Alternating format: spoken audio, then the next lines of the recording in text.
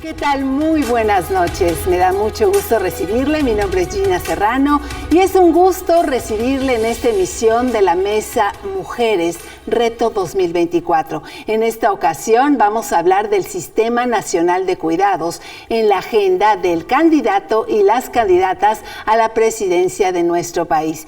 En la emisión anterior, quizás usted recuerde, en esta emisión de Reto 2024 Mujeres, se tocó el tema del Sistema Nacional de Cuidados, en donde las panelistas invitadas analizaron en qué consiste y cómo, desafortunadamente, hay una desigualdad entre hombres y mujeres en el tema de los cuidados a otros integrantes de sus familias.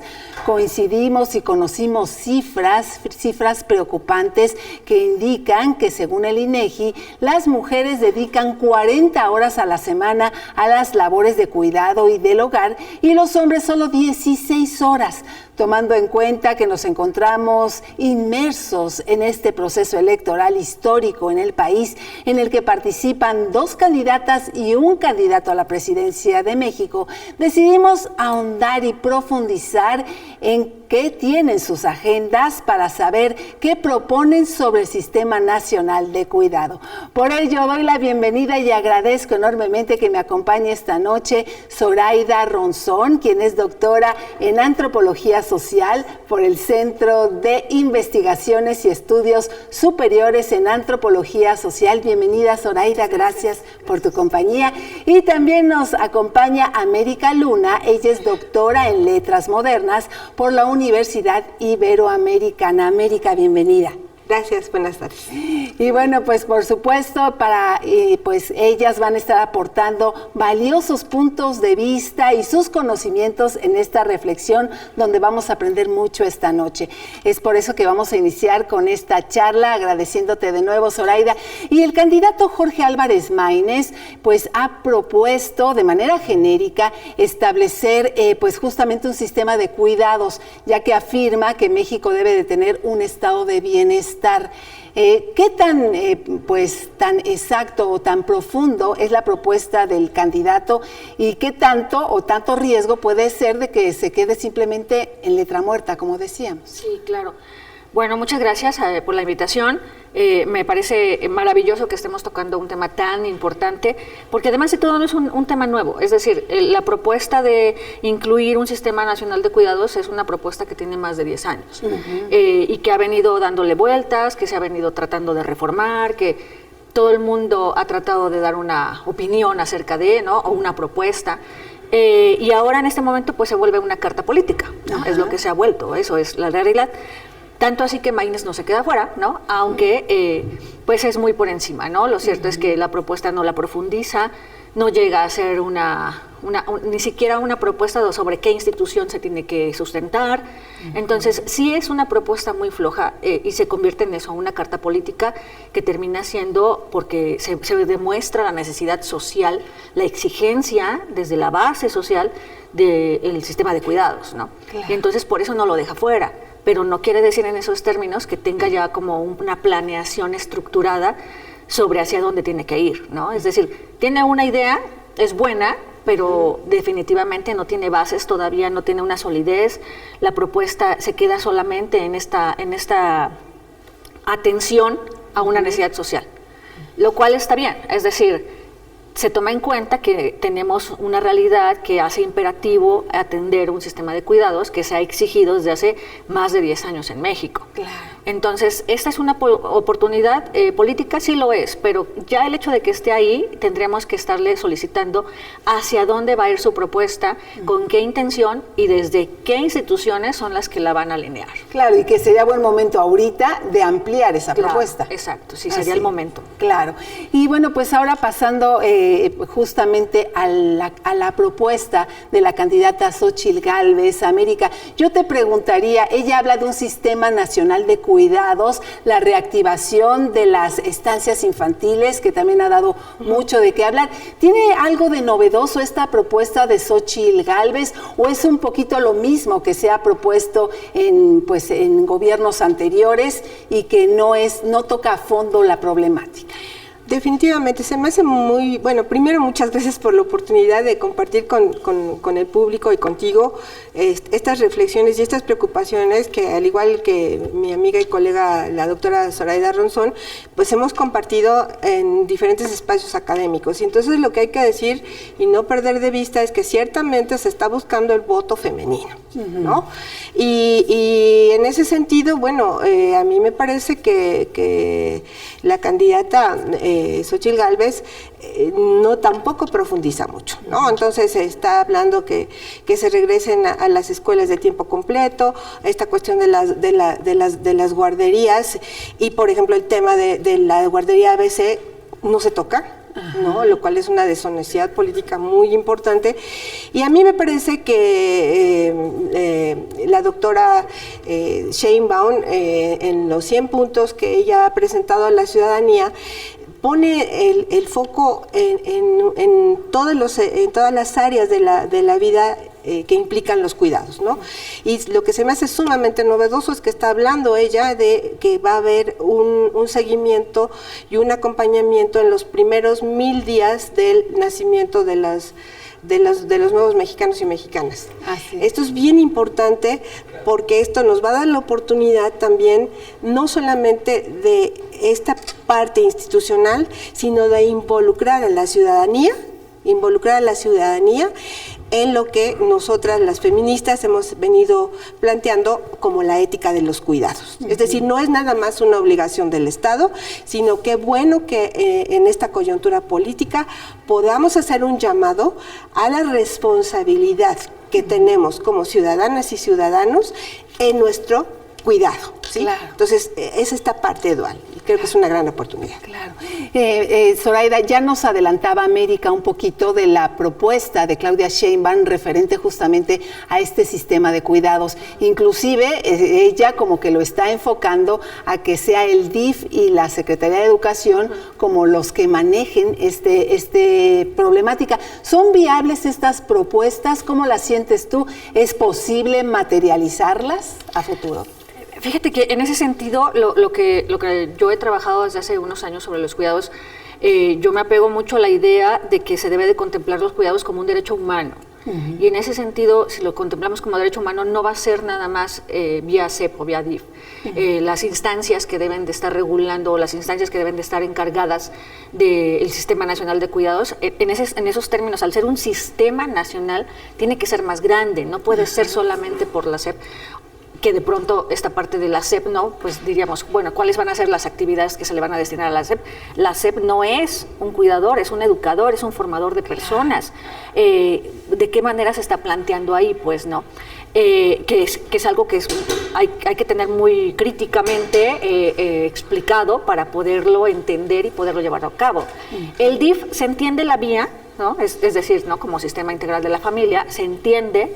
Sin embargo, bajo mi perspectiva de derechos, yo creo que no puede ser así nada más. Yo creo que se debe de integrar al sistema nacional desde la seguridad social. Es decir, tendría que ser el sistema de cuidados integrado a la seguridad social. Entender las instituciones de la seguridad social, las que van a regir el sistema de cuidados. Porque el sistema de cuidados es bastante más grande. Es decir, no es solamente para niños, no es solamente para menores de edad, no es solamente para neonatos. El Sistema Nacional de Cuidados tiene que ser en las instancias de que todas las personas que se dediquen a los cuidados puedan tener el recurso y la vigilancia de los derechos del Estado. El Estado tiene que ser el garante de que los derechos se puedan ejercer. Y que quien cuida, justamente como tú decías, tenga derecho a la salud también, claro, tenga una protección social. Y de ahí la seguridad social, que lo podemos dividir precisamente en salud, en sistemas de pensiones, en sistemas de incluso vivienda, por ejemplo. La seguridad social es muy amplia. El sistema de cuidados tendría que ser parte de la seguridad social en esos términos y que fuera hacia la búsqueda de esta protección. Y yo ahí debo decir, es decir, entendemos toda esta parte de la feminización de los cuidados, la manera en la que la tercera jornada está de manera presente todavía en muchísimas generaciones de nosotras de mujeres, incluso más jóvenes, porque es real, pero hoy en día no nada más las mujeres nos dedicamos a los cuidados. Y entonces por eso tendría que ser desde el sistema de seguridad social. Claro. Es decir, para que quien tenga esta actividad de cuidados, que se reconozca primero como una actividad, ¿no? Que es lo que se ha estado buscando desde hace 20 años, que se reconozcan los cuidados como una actividad incluso productiva. Claro. Entonces tiene que ser bastante más grande la manera en la que va a hacer incidencia para aplicarse en la sociedad. Así es. Y justamente ya analizando, América, cuáles son las propuestas de cada uno de las candidatas y el candidato, ¿qué faltaría? A tu gusto, ¿qué tema o qué asunto no se ha tocado? No, es que es bueno, muy interesante tu planteamiento y yo coincido muchísimo con Zoraida en lo que yo he pensado que se tiene que hablar de una transversalización. Así como nosotras hemos estado trabajando mucho en la transversalización de la perspectiva de género, aquí también tendríamos que tener una transversalización de la perspectiva de los cuidados. Indudablemente, ¿sí? Es decir, no solamente como mi colega lo ha referido, no solamente se trata de la SEP, no solamente se trata de los sistemas de seguridad pública o del DIF, sino se trata también, por ejemplo, de la ciudad, ¿no? De las ciudades, de los espacios urbanos, de la cuestión de la vivienda. Entonces, esto es como muy importante. Y, por supuesto, los medios de comunicación.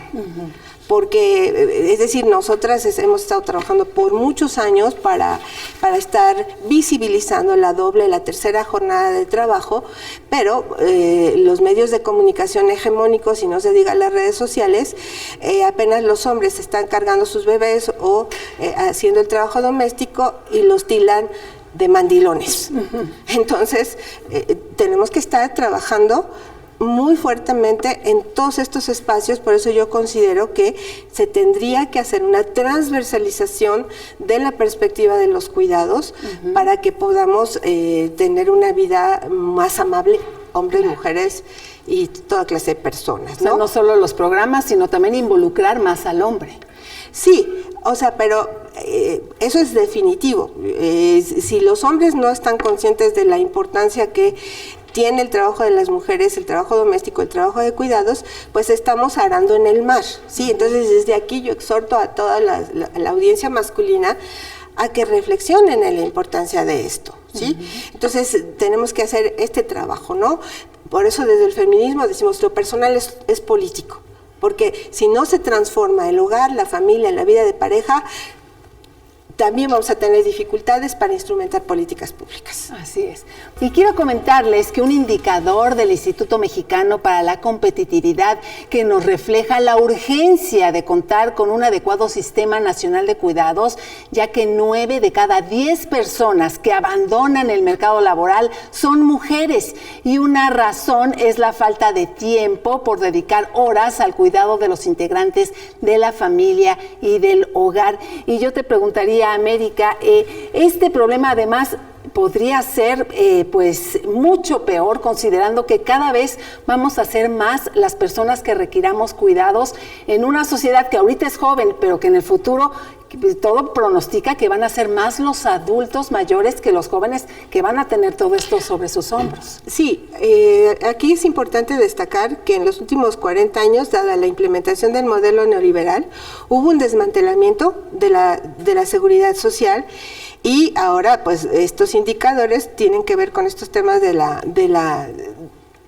productividad, pero me parece a mí que tiene que ver también con una falta de humanismo y de solidaridad entre los seres humanos. Entonces, no solamente, insisto yo, para mí, no solamente se trata de implementar un sistema de cuidados, sino también regresar a las raíces, a nuestras comunidades agrícolas e indígenas, donde también había un respeto para las personas mayores, para los abuelos, para las tatas, los tatas, ¿no? Ahora se ha perdido porque este modelo neoliberal no solamente nos despojó de la seguridad social, sino también de un sistema de valores donde el individualismo, el narcisismo son lo que prevalece. Entonces, por eso pienso yo que se tiene que hacer una transversalización donde no solamente se ponga entre los primeros lugares el tema de los cuidados, sino desde una perspectiva de una ética humanista, ¿sí? Donde otra vez hay un respeto para las personas mayores, que no se descalifique a las mujeres porque quieren ser mamás, porque ese es un gran tema que también se tiene que contemplar en la agenda de los cuidados y que tal vez ya están perfiladas en la propuesta que tiene la doctora Sheinbaum.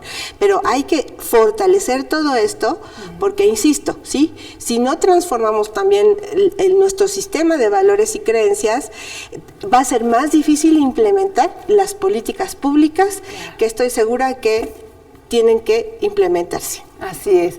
Y Zoraida, ¿cómo encontrar el equilibrio? Las mujeres queremos que se nos apoye para el cuidado de nuestros hijos y poder salir a realizar nuestros sueños, a hacer nuestro trabajo, pero también queremos ese tiempo de calidad con nuestros hijos donde podamos darles educación moral.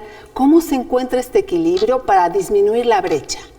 Pues mira, en ese sentido, lo cierto es que una de las cosas que tenemos que trabajar es esta forma en la que nosotras como mujeres nos tenemos que construir como mujeres autónomas y como mujeres en el total entendimiento de la palabra, ¿no? Que a lo mejor tiene que ver un poco con lo que estaba diciendo ahora América, porque sí es una construcción cultural, ¿no? Y en esta lógica de lo que acabas de mencionar, mucho de lo que impide en ese sentido que nosotras seamos plenas o que dediquemos más tiempo productivo al trabajo fuera de casa, puede llegar a ser la culpa, ¿no? La culpa de las mujeres es algo que terriblemente, para que nos quede claro a todas, no nacemos con culpa, sino que es un constructo social y cultural que tiene que ver con la manera en la que si yo soy una mujer que me dedico a mi trabajo o que mi profesión se vuelve uno de los ejes vitales de mi vida, entonces probablemente yo no estoy siendo la mejor madre del mundo, ¿no? Ajá. Y tiene que ver con esto que estás diciendo. Este tipo de brechas que efectivamente están ahí, creo que algo que nos puede ser muy útil para disminuirlas son aprovechar las nuevas masculinidades, las nuevas formas de ser hombres, pues, ¿no? Y en ese sentido que nosotras como mujeres también tengamos esta visión, pero que aprovechemos y que hagamos énfasis en que estas nuevas formas de ser hombres también van muy de la mano con lo que hemos nosotras reconstruido sobre ser mujeres, ¿no? Entonces, las nuevas masculinidades pueden ser un recurso, sí, creo yo que sí, y es algo que está vigente, que los jóvenes están aprovechando, pero que otras generaciones también se están adaptando a estas nuevas masculinidades. Claro. América, pues prácticamente podemos decir que es muy viable que nuestro próximo presidente sea mujer. Esto va a ayudar a que este tipo de situaciones, el hacernos conscientes del Sistema Nacional de Cuidados, se tome ahora sí en serio en cuenta y que se esté revisando de forma constante.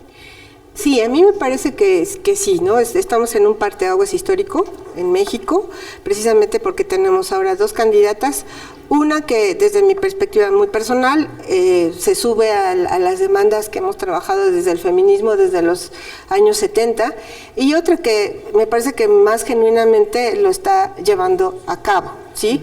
Y entonces, bueno, ella, la doctora Sheinbaum ha estado planteando con mucha puntualidad que sí hay recursos, ¿no? Y sobre todo si todos los empresarios que deben dinero a la Hacienda se pudieran canalizar sobre esto, ¿sí? Pero entonces el desafío, ojalá en cierto momento se abran foros donde podamos ir haciendo las propuestas con mucha claridad y estableciendo estrategias comunitarias para poder aplicarlas. Claro. Sí. Y te preguntaría, Zoraida, pues este es un problema que ha sido visualizado de forma universal y que se debe de tocar con los 3 niveles de gobierno. Pero ¿cómo hacer que también los gobiernos estatales, municipales, incluso hasta los empresarios lo visibilicen y traten también de dar de su parte? Sí, claro, y es lo que mencionaba yo hace un momento, ¿no? Esta visión de la transversalidad, como lo dice América, es lo que yo sostenía sobre la seguridad social. Es decir, solo lo vamos a hacer transversal a través de un modelo de derechos. Es decir, el hecho de que todos como personas, como integrantes de la comunidad, todas las personas tengamos estos mismos derechos. La visión de derechos humanos es lo que nos llevaría a que fuera una situación vinculante, ¿no? Es decir, a la obligatoriedad a que los estados, los municipios, los organismos tuvieran que alinear diferentes acciones a que ejercer estos derechos humanos y a cumplir, pues, con que todas las personas pudiéramos tener esos derechos, ¿no? Que hiciéramos uso incluso de esos derechos. Esta creo que sería la vía en la que nosotros podríamos pensar en que una construcción adecuada sobre los derechos humanos teniendo en cuenta que la seguridad social es un derecho de las trabajadoras y todas las personas que nos dediquemos a una actividad laboral remunerada, implicaría que también voy a tener ese derecho a los cuidados. Claro. Y en estos mismos términos, reconocer mi derecho a ser una persona cuidadora. Claro. Y eso, que también de pronto las transferencias económicas, el dar apoyo, ayuda porque reactiva la economía, pero no es la solución. Sí, si te acuerdas, el monedero rosa que teníamos, que ahora ha cambiado también para las mujeres en el Estado de México, ese monedero rosa en algún momento, yo estuve en un grupo de trabajo donde la sugerencia fue que ese monedero rosa no fuera solamente para jefas de familia en esos términos, sino que fuera para mujeres cuidadoras. Hicimos la propuesta, o sea, lo cierto es que hicimos la propuesta, el documento se mandó, pero no era ese el afán político, ¿no? Entonces, hay recursos que pueden vincularse y que pueden llevarse, pero solamente lo podemos hacer siendo objetivos y viendo cómo se puede lograr para que todas y todes tengamos los mismos derechos. Sí, perfecto, Zoraida. Pues vaya que se nos agota el tiempo y queremos que nuestro auditorio pues se queden con una idea muy clara. ¿Con qué nos debemos de quedar hoy? ¿Cuál sería tu conclusión de lo que el día de hoy hemos platicado, mi querida América? Pues yo creo que hay que también replantear la mirada acerca de los cuidados, ¿sí? Porque muchas veces se ve como una carga por toda esta cultura de la culpa, de la obligación y de todo esto, pero hay estudios donde se ve que cuando las personas cuidan, ¿sí? Sean adultos mayores o sean jóvenes, hay un proceso a partir de esa actividad de cuidar, de entregarse a los otros, te alimenta interiormente y atenúa la depresión y la ansiedad. Entonces, por ahí está este camino que también tenemos que recorrer para poder reencantar el mundo. Como dice una teórica italiana, hay que reencantar el mundo para que la vida sea algo que vale la pena vivirse, desde el cuidado y desde el amor.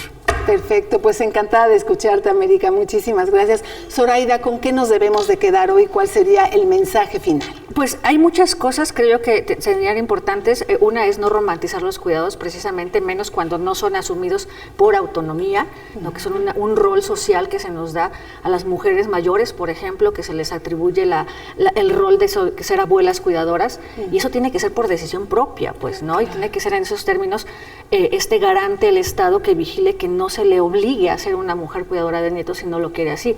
Y porque tenemos que tener en cuenta esto, es decir, las mujeres terminamos siendo cuidadoras toda la vida, ¿no? Y entonces las mujeres que se han dedicado a los cuidados a lo largo de su vida son las únicas que no se pueden retirar, porque tienen que seguir cuidando nuevas generaciones, ¿no? Hay mujeres mayores que cuidan incluso a bisnietos, ¿no? No romanticemos los cuidados tampoco. Pues nos encantó escucharte, Zoraida, muchísimas gracias. Y bien, agradezco enormemente la participación de nuestras distinguidas invitadas. Sin duda han enriquecido la opinión sobre un tema que es prioritario en las agendas de las y el candidato, y por supuesto el Sistema Nacional de Cuidados es necesario para superar asimetrías y reducir brechas de desigualdad. Así que vamos por un voto informado. Encantada de que nos haya acompañado. Quédese al pendiente de nuestra programación y acompáñenos en nuestra siguiente emisión de Reto 2024. ¡Feliz noche!